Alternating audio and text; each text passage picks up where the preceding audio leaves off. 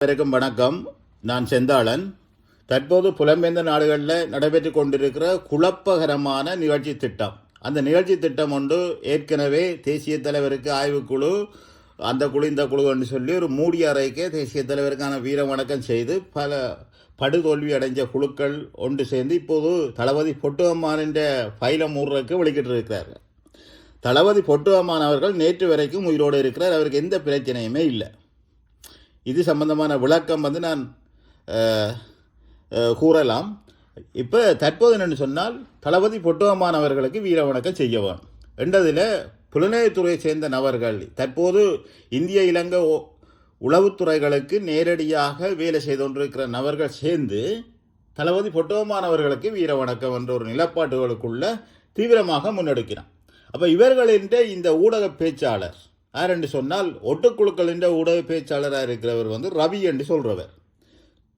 இவர் இந்த ரவியை பற்றி ஆன தகவல் எப்படி இருக்குன்னு சொன்னால், பூநகரியில் வீரச்சாவடைந்த லெப்டினன்ட் கர்னல் சூட்டன் என்று சொல்லி ஒரு ஆள் இருக்கிறார். அவருக்கு முகவராக வேலை செய்து போட்டு அவருடைய வீரச்சாவுக்கு பின்னர் இவர் மலேசியாவுக்கு உழைப்புக்காண்டி போயிட்டார். மலேசியாவில் உழைப்புக்காண்டி போய் இவருக்கு விசா முடிஞ்ச பிறகு திருப்பி தாயகத்துக்கு திரும்பி வந்த போது இவர் புலனாய்வுத்துறையிட்ட வேலை வாய்ப்பு கேட்டு இவரை ஒரு முகவராக மாதவ மாஸ்டர் நிர்வாகம், அதாவது உள்ளக புலனாய்வுத்துறைன்ற ஒரு நிர்வாகத்துக்குள்ளே இவர் சேர்க்கப்பட்டார். இவருக்கு கடைசி வரைக்கும் இவருக்கு பயிற்சியும் தெரியாது, பயிற்சி ஆசிரியரும் தெரியாது, பயிற்சி முகாமும் தெரியாத ஒரு ஆள். ஆனால் இவர் சம்பள முகவர். அதாவது சித்தார்த்தன் முகாமில் மாதவ மாஸ்டர்கிட்ட சித்தார்த்தன் முகாம்னு சொன்னால் எல்லாருக்கும் தெரியும். மந்தூர் சந்தியால் அப்படி நேராக போக முள்ளிவாய்க்கால் வென்றுக்கு முன்னுக்கு வலது பக்கம் திருப்பி அந்த ஒழுங்கியால் போனால் மாதவ மாஸ்டர்கிட்ட பேஸ் வரும். நாங்கள் அடிக்கடி மாதவ மாஸ்டர்கிட்ட போவோம். மாதவ மாஸ்டர் அங்கே இல்லைன்னு சொன்னால் சீதா காட்ட போவோம். எங்கள் மாஸ்டர்னா அங்கே போய் கேட்போம்னு சொன்னால் மாதவ மாஸ்டர்கிட்ட போனால் நிறைய விஷயங்கள் அறிஞ்சு கொள்ளலாம். இதுக்காண்டி நாங்கள் ஒரு பொடிகள் செட்டாக போகிறது. இதன் நிலையில் என்னுடைய தம்பியும் புலனாய்வுத்துறையில் இருந்த என்ற அடிப்படையில் எனக்கு புலனாய்வுத்துறைக்காரர் பல பேரே எனக்கு தெரியும். அப்போ இவர் நான் ஒருக்கா கண்டனான் இவரை மாதவ மாஸ்டருக்கு ஒரு 200 மோட்டர் சைக்கிள் ஒன்று நின்றது, ஒரு நீல கலர். அந்த மோட்டர் சைக்கிளை இவர் துடைச்சி கொண்டு இருந்தவர். ஆறப்பா இந்த மொத்தமான ஆள் துடைச்சி கொண்டு கண்டு கேட்க தான் இவர் எங்களோட வேலை செய்கிறவர்னு சொல்லி அங்கே இருக்கிற கலையன் எனக்கு சொன்னார். அப்போ கலையன் தான் அங்கே அலுவலக பொறுப்பாக இருந்தவர். அவர் இப்போ தற்போது ஆமைக்கு நிரந்தரமாக ஒரு முகவராக வேலை செய்து கொண்டிருக்கிறார். அப்போ அவற்றை தொடர்பில் இருக்கிறவர் தான் இந்த ரவி என்று சொல்லி இப்போ ஊடக பேச்சாளராக, அதாவது ஒட்டுக்குழுக்கள் என்ற ஊடக பேச்சாளராக புலனாய்வுத்துறையிலிருந்து செயற்படுறார். அப்போ இவர்கள்லாம் சேர்ந்து தளபதி பொட்டுவம்மானுக்கு வீர வணக்கம் செய்கிறக்கூடிய நிலப்பாட்டுகளுக்குள்ளே இப்போ தீவிரமாக முன்னெடுக்கிறோம். இதுவும் ஒரு மூடியற தீர்மானம் என்று சொல்கிறது. ஒட்டுமொத்த மக்களும் இவர்களுடைய செயற்பாடை ஏற்றுக்கொள்ள இல்லை. அதால் இன்று வரைக்கும் இவர்கள் எங்கே செய்ய போயினோம் என்ற தகவலை இவர்கள் வெளியிடாமல் இருக்கணும். இது ஒரு மூடியற தீர்மானம். அப்போ இது ஒட்டுமொத்தமாக புலம்பெயர்ந்த நாடுகளில் இருக்க மக்களால் நிராகரிக்கப்பட்ட ஒரு தீர்மானமாக நீங்கள் எல்லாரும் கவனிக்க வேண்டிய ஒரு தேவை இருக்குது. அப்போ இவர்கள் இந்த வீர வணக்கத்துக்குரிய ஏற்பாடு செய்யணும். ஆனால் தளபதி பொட்டுவம்மான் அவர்கள் நேற்று வரைக்கும் அவருக்கு எந்த பிரச்சனையும் இல்லை, உயிரோடு இருக்கிறார். பொட்டுவம்மானுக்கு சொந்தமாக இருக்கிறவர் மைத்துனர் என்று நினைக்கிறேன். அவர் சுவிட்சர்லாந்தில் இருக்கிறார். அவர் தேசிய தலைவரால் உருவாக்கப்பட்ட சுவிஸ் கிளை, அந்த சுவிஸ் கிளைக்கு பொறுப்பாக இருக்கிறவர் ராவோதி என்ன, அந்த கிளையில் அவர் ஒரு உறுப்பினராக செயற்படுறார். அப்போ இயக்கம் இருப்பன்ற ஒரு விஷயம் பிறகு அவர் அந்த கிளைக்கு இருந்து குழப்படி செய்து கொண்டவர் என்னென்னு சொன்னால், தளபதி பொட்டுவம்மான் இருந்தால் தன்னோட கதைச்சிருப்பார். அப்போ அப்படியான ஒரு கதையை இவர் கதை கேட்க அதுக்குள்ளே இருந்த செயற்பாட்டாளர்களுக்கு இடையில் ஒரு குழப்பம் கொண்டு ஏற்படுது என்னென்னு சொன்னால், ரகுபதி அண்ணன் நேராக போய் பொட்டுவம்மானை சந்தித்து தேசிய தலைவரை சந்தித்து மேலும் பல போராளிகளை சந்திச்சு போட்டு தான் வந்தவர். சந்திச்சு போட்டு வந்த அப்புறம் இவர் அதுக்குள்ளேருந்து குழப்பம் செய்ய இது அம்மானுக்கு சரியான ஒரு கோபமாக போயிட்டுது. அப்போ எனக்கு சொல்லப்படுது என்னென்னு சொன்னால், அவருக்கு ஒரு போடு ஒன்று போட்டு விட சொல்லி. உண்மையாக நான் அம்மானுடைய நிர்வாகத்துக்குள்ளே நான் வேலை செய்ய இல்லை. அப்போ இந்த ஆள் சொல்லி போட்டுது. அப்போ நான் தங்கச்சிகிட்ட கேட்குறேன், தங்கச்சி சுவாராட்ட கேட்குறேன், எனக்கு இந்த விஷயம் விளங்க இல்லைன்னா தங்கச்சி திருப்பி மாமாட்ட கேட்டுப்பட்டு சொல்லிச்சுது, தண்டை பொடிகளுக்கு அது விளங்குமாம். அவருக்கு ஒரு போடு ஒன்று போட்டு விட சொன்னால் அவரை வெரைட்டி விடுறாது. உண்மை அன்றைக்கு தான் எனக்கு தெரியும். அப்போ இப்படி வெறுட்டுறது தான் நான் சொல் அம்மான் பயன்படுத்துகிறதான்னு சொல்லி. அப்போ நான் இருக்கிற இடம் வேறு சுவிஸுக்கு எனக்கு சம்மந்தம் இல்லை. அப்போ நான் பிறகு சுவிஸில் இருக்கிற ஒரு ஆள் நம்பரை கொடுத்து நேரடியாக அம்மான் கதைச்சு அம்மான் தான் போய் கடைசியாக வந்து அவரோட வந்து நேரடியாக கதைச்சார். நிறைய கதைச்சு அவர் போய் அம்மா இருக்கிற விஷயத்தை தெரியப்படுத்தி போட்டு நீங்கள் சுவிஸ் கிளைக்க இருந்து குழப்படி செய்யக்கூடாது என்று சொல்லிப்பட்டு விட்ட பிறகு அம்மான் வந்து சரியாக ஒரு மாதத்துக்கு பிறகு அவரோட 20 நிமிஷம் கதைச்சவர். அது சம்பந்தமாக அவர் ஒரு நினைவேந்தல் நிகழ்வில் வந்து அவர் தெளிவாக சொல்லியிருந்தார். அம்மான் வந்து தன்னோட கதைச்சது தனக்கு நல்ல சந்தோஷம். ஆனால் நான் இந்த விஷயத்தை நம்ப இல்லை. நான் பல குழப்படிகள் செய்திருக்கிறேன். அவர் இல்லைன்னு சொல்லி சில கருத்துக்களை வந்து சொல்லியிருக்கிறேன். இனிமேல் நான் அவ்வாறான ஒரு கருத்து கதைக்க போகிறேன் இல்லைன்னு சொல்லி அவர் நேரடியாக சொல்லியிருந்தார். அப்போ இவ்வாறான ஒரு சம்பவங்கள் நடைபெற்று கொண்டு இருக்க இந்த அம்மானுக்கான வீர வணக்கம்னு சொல்லி கொஞ்சம் குழுக்கள் வழிகிட்டு இருக்கிறான். உண்மையிலே இவர்கள் வந்து இந்தியாவில் இருக்கிற சிரஞ்சீவியின் நிகழ்ச்சி திட்டத்துக்குள்ளே வேலை செய்யணும். சிரஞ்சீவின்னு சொன்னால் பலருக்கு தெரியும், இந்தியாவின் புலனாய்வுத்துறைக்கு வேலை செய்து கொண்டு இருக்கிற சிரஞ்சீவின்னு சொல்லி தெரியும். அப்போ நான் ஏற்கனவே சில பதிவுகளில் சொல்லியிருக்கிறேன். ஒரு யுத்தம் நடைபெற்றால் அந்த யுத்தத்தில் முதலாவது எதிரியால் கையாளப்படுறது புலனாய்வுத்துறையை சேர்ந்தவர்கள். அதில் கணிசமான புலனாய்வுத்துறை உறுப்பினர்கள் வந்து இன்றைக்கும் வந்து தமிழர் தாய பகுதிகளில் வந்து இராணுவத்துக்கு வேலை செய்து கொண்டு இருக்கணும். சில பேர் வந்து ஒதுங்கி இருக்கணும். தங்களுடைய பாதுகாப்பு நலன் கருதி அவர்கள் வந்து எமது போராட்டத்துக்கு துரோகம் செய்யக்கூடாது, தங்களை கொண்டே அவர் சுட்டாலும் பரவாயில்லைன்னு சொல்லி அவர்கள் வந்து ஒதுங்கி இருக்கிறார்கள். ஆனால் ஒரு சிலர் வந்து வால் பிடிச்சி கொண்டு தாயத்திலையும் புலம்பெயர்ந்த நாடுகளிலையும் வந்து எதிரிக்கு சேவகம் செய்கிறவர்களாக இருக்கிறார்கள். இப்போ இந்த புலனாய்வுத்துறை செய்கிறவர்கள்லாம் அண்மையில் வந்து விநாயகம் என்று சொல்லி ஒருவர் இருந்தவர். அவரை பற்றி எல்லாருக்கும் தெரியும். ஏற்கனவே ஒரு பனிஷ்மெண்ட் காரணமாக அம்மான் வந்து அவரை சண்டைக்கு விட்டார். சண்டையில் கொஞ்சம் பொடியலம் கொடுத்து விட்ட இடத்துல பொடியலம் விட்டுட்டு மன்னருக்களால் ஓடி இந்தியாவுக்கு வந்து அவர் பிரான்ஸுக்கு வந்துட்டார். அப்போ இந்தியாவில் நிற்கே இலங்கை உளவுத்துறையால் வந்து அவர் கையாளப்பட்டவர். அது எவ்வாறு கையாளப்பட்டவர்னு சொன்னால், விநாயகத்தின் மனைவியும் வந்து இராணுவ கட்டுப்பாடு போகிற இடத்துல வந்து அடையாளம் கண்டு எதிரியால் பிடிக்கப்பட்டார். பிடிச்ச பிறகு மனைவியிடமே தொலைபேசியை வேண்டி நேரடியாக வந்து இராணுவ புலனாய்வு வந்து விநாயகத்தோட கதைச்சதுக்கு பிறகு சில ஒப்பந்த அடிப்படையில் என்னென்ன வேலை திட்டங்களை நீங்கள் செய்யணும் என்ற அடிப்படையில் வந்து புலனாய்வுத்துறை வந்து, அதாவது இலங்கை புலனாய்வுத்துறை வந்து விநாயகத்துக்கு வேலை கொடுத்து அந்த வேலைகள் வந்து விநாயகம் எப்படி செய்யணும்னு சொன்னால் இந்த புலம்பெயர் கட்டமைப்பில் அழிக்கிறக்கூடிய வேலை திட்டத்தை வந்து எதிரி கொடுத்தோம். அதை கொடுத்து பரிதி என்ற கொலைக்கு பின்னர் தான் விநாயகத்தின் மனைவியை வந்து அவங்க கொண்டு வாகனத்தில் உணர்ந்து ஆமி ஈப்பில் உணர்ந்து வீட்டராக்கி போட்டு போனோம். அப்போ இந்த ஊடகவியாளர் எல்லாரும் போய் விநாயகத்தின் மனைவியை தொடர்பு கொண்டு நீங்கள் எங்கே இருந்தீங்க சம்மந்தமாக கேட்குறதுக்கு முற்பட்ட போது விநாயகம் அதை அனுமதிக்க இல்லை. விநாயகத்தின் மனைவியும் இந்த அவ்வாறான விஷயங்களை வந்து அனுமதிக்காமல் அவர் தற்போது வெளிநாட்டில், அதாவது கனடாவில் இருப்பதாக கூறப்படுகிறது. கனடாவுக்கு இலங்கை உளவுத்துறை தான் அனுப்பினது என்ற ஒரு நிலப்பாடும் வந்து சில போராளிகளால் பேசப்படுது. அப்போ இவ்வாறு இன்றைக்கு முள்ளிவாய்க்கால் யுத்தத்தில் ஏராளமான தளபதி மாற்ற மனைவிகள் பிள்ளைகளுக்கு என்ன நடந்ததுன்னு தெரியாது. விநாயகத்தின் மனைவியை கொண்டு வந்து விடைக்க, அப்போ நீங்கள் ஒரு விஷயத்தை விளங்கிக் கொள்ளணும். இதே விநாயகன் தான் இன்றைக்கு பொட்டம்மானுக்கு வீர வணக்கம் செய்கிறவர்களை இயக்கியவர். அதாவது இந்த இளங்கதர், அகத்தியன், தென்னவன் போன்றவர்களை பொட்டம்மான் தான் இயக்கி, அதாவது இந்த விநாயகன் தான் இயக்கி கொண்டிருந்தார். அப்போ விநாயகன் வந்து அண்மையில் இறந்துட்டார்.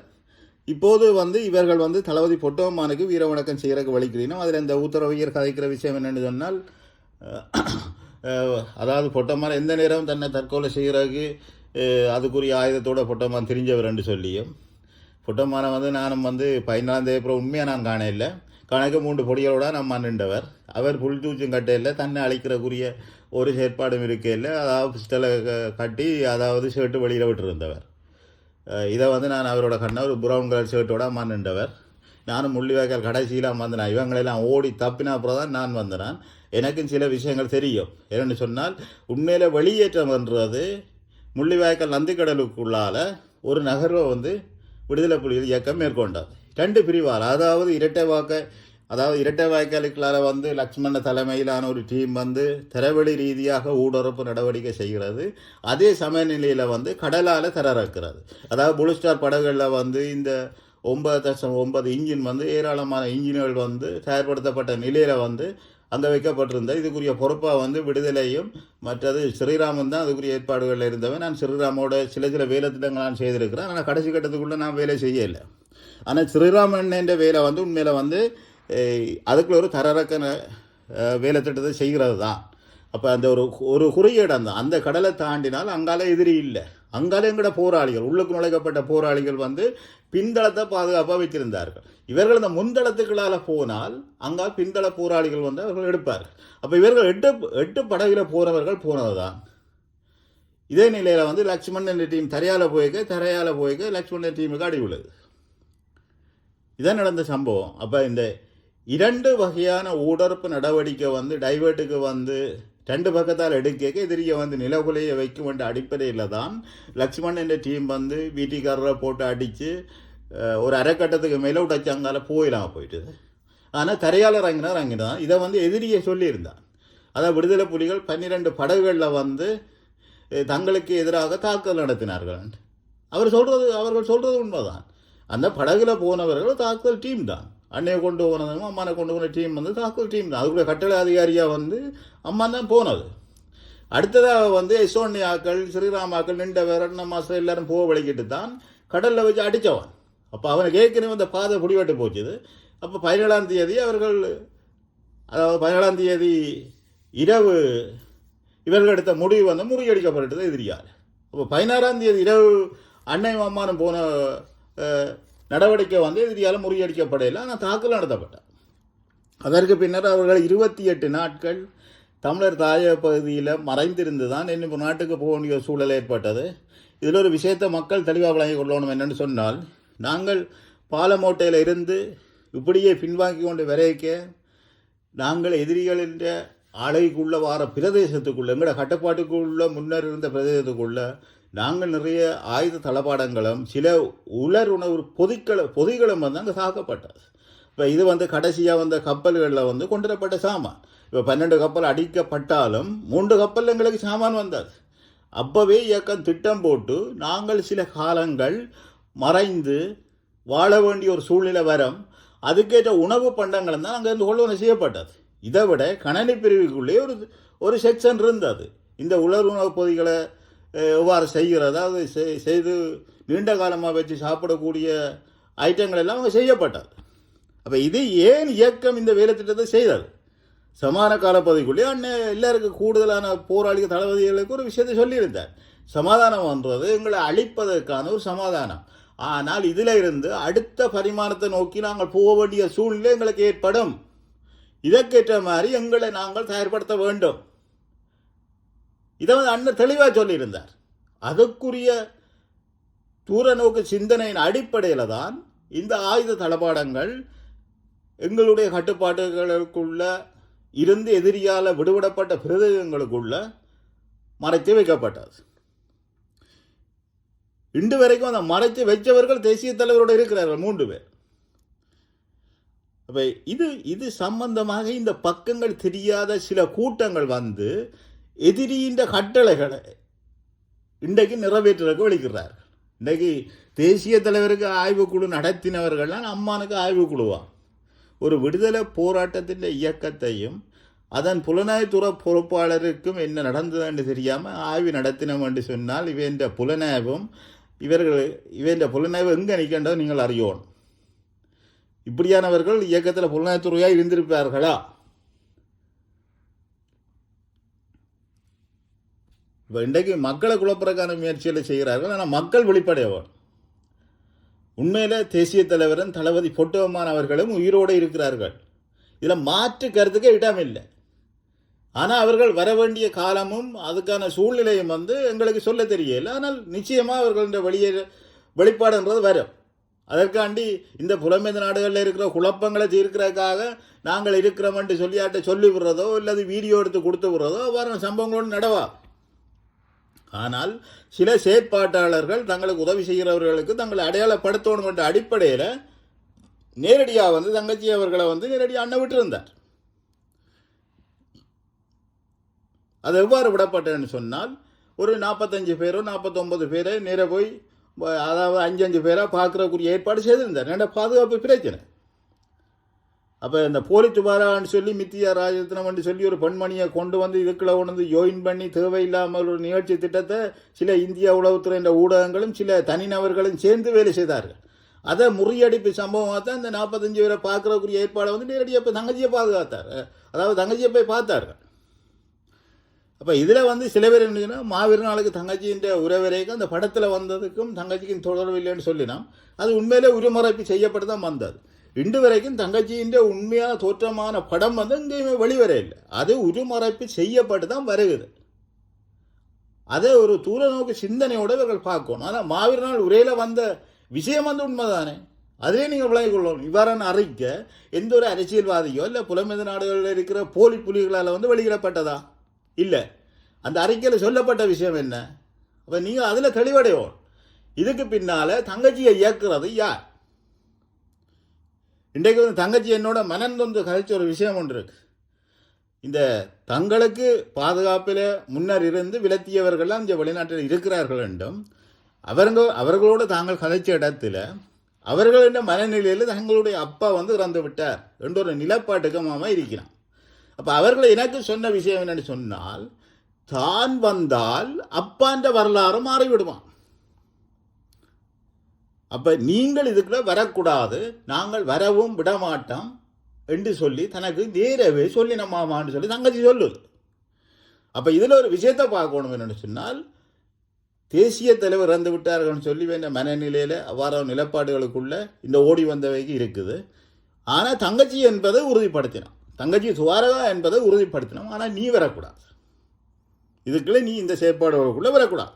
அப்போ தங்கச்சியால் சொல்லப்படுது என்னென்னு சொன்னால், சரி நாங்கள் வரையில் நாங்கள் பின்னுக்கு நிற்கிறோம், நீங்கள் அதை பொறுப்படுத்தி செய்யுங்க, அல்லது நீங்கள் பொறுப்பட செய்ய உங்களுக்கு பின்னால் எல்லா மக்களும் வருவினமா என்று சொல்லி கேள்வி எழுப்பப்பட்டார். இந்த கேள்விக்கு பிறகு இவங்க ஓடி போய்த்தான் தேசிய தலைவருக்கு வீரவணக்கம் செய்தார்கள். இதே தங்கச்சிக்கும் வீரவணக்கம் செய்தார்கள். இப்போதும் இதே தங்கச்சிக்கு வீரவணக்கம் செய்கிறதுக்கு அம்மானோட படங்கள் வச்சு கிடக்கு. அப்போ இதில் நீங்கள் மக்கள் வெளிப்படு இந்த விஷயத்தில் வெளிப்படையவன். இந்த போலி கும்பல்கள் யார்? யார் இந்த துரோகிகள்? இவர்கள் இயக்கம் வரைக்கும் இவர்கள்லாம் ஓடி ஒழிச்சிடுவார்கள். ஆனால் அகப்பட்டு போகிறது மக்களாகிய நீங்கள்லாம். நீங்கள் இவ்வாறான இந்த வீரவணக்க நிகழ்வுகளை வந்து நீங்கள் தடை செய்ய வேணும். இதே நிலையில் இதற்கு எதிராக நீங்கள் கிளந்தள வேணும். உண்மையில விடுதலை புலிகள் இயக்கத்துக்கு சொந்தமான நிகழ்வுகளை யாரும் விடுதலை புலிகளின் அனுமதி இல்லாமல் செய்ய முடியாது. இது நீங்கள் 2023 ஆண்டுக்கு முன்னர் நீங்கள் யாராவது செய்திருக்கலாம். அது சில வேளையில் இயக்கத்தால் வந்து அது ஒரு கைவிடப்பட்ட பிரச்சனையாகவும் இயக்கம் யோசிக்கலாம். சரி, தங்களுடைய இருப்புன்றது வெளிவராத சூழ்நிலையில் இவங்களை ஏதோ அடிபட்டு கொண்டு ஒரு பிரிவிரிவாக ஏதோ செய்தாங்க, சரி செய்தது போகட்டும் என்ற நிலப்பாடு இயக்கத்திட்ட இருக்கலாம். ஆனால் 2023 ஆண்டு தேசிய தலைவர் இருப்பென்ற விஷயம் வந்து இங்கே வெளிப்படுத்தப்படுகிறது. நெடுமாறன் ஐயா இது சம்பந்தமாக ஆணித்தரமான கருத்தை வெளியிட்டிருந்தார். இதெல்லாம் தேசிய தலைவர் சொல்லித்தான் நெடுமாறன் ஐயாவும் அறிவித்தவர். இதற்கு பின்னர் தேசிய தலைவரை சந்திக்கிறதுக்காக ஒரு 5 பேர் கொண்ட குழு உருவாக்கப்பட்டது. அந்த குழுவை வைக்கடித்து அந்த குழுக்களை வந்து இன்றைக்கு எதிராக நின்றார்கள் என்று சொன்னால், முன்னர் விடுதலை புலி இயக்கத்தின் தலைமையோ கீழ்ப்பட்ட தளபதிகளோ வரை சொல்லி போக்கிக்களார் ஒரு தகவலை கொடுத்தால் விழுந்தடிச்சு ஓடுறவர்கள் எல்லாம் இன்று இயக்கம் வரை சொல்லிக்க போகவில்லை. என்னென்று சொன்னால், நீண்ட காலமாக தலைமையின் தொடர்போட தளபதி பொட்டம்மான் தொடர்போடு இருந்தவர் தன்னோட உரையாடி கொண்டிருந்த போராளிகளை முதல் ஒருங்கிணைப்போம் என்று சொல்லித்தான் அந்த தகவல் கொடுக்கப்பட்டது.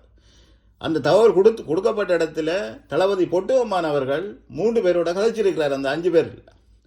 அப்போ தங்களை வந்து சந்திக்கிற சம்பந்தமாக சில ஏற்பாடுகள் எப்படி வரணும் என்ற விஷயங்களை சொல்லியிருக்கிறார். முதல் உங்களை கூட்டிக் கொண்டு வர ஒருத்தர், திருப்பி இன்னும் இடத்துல எடுக்கிறவர் ஒருத்தர், அதை விட பிற ஒரு தரப்பால் வந்து உங்களை கூட்டிக் கொண்டு வரப்படும். இதுக்குள்ள உங்களுக்கு சிரமங்கள் இருக்கும், ஆனால் இவ்வாறான சந்திப்பு தான் நடைபெறும், உங்களுக்கு பாதுகாப்பை பற்றி சொல்ல தேவையில்லைன்னு சொல்லி ராதாபடையில் ஒரு முக்கியமான போராளிக்கு அம்மா நேரடியாக கதைச்சிருக்கிறார்.